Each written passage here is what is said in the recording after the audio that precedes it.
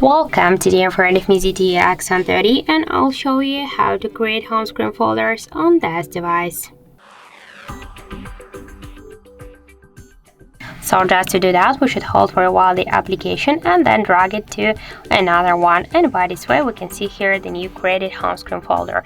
If you want to add here one more application, you can make it by the same way, but if you want to add a couple of apps in one time, you should click here to this plus icon, and after that you should select all of the applications which you want to add.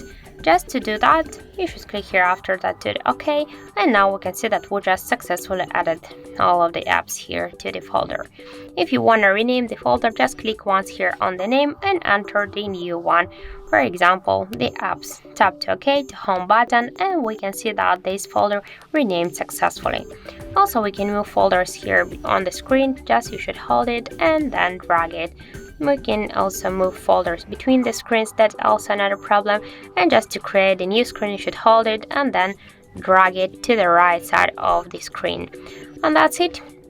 Just to remove the application from here, you should hold it and drag it to the home screen if you want to stay with this app here on the home screen, but if you want to remove it from the home screen and from the folder, you should hold it and then click here to delete icon.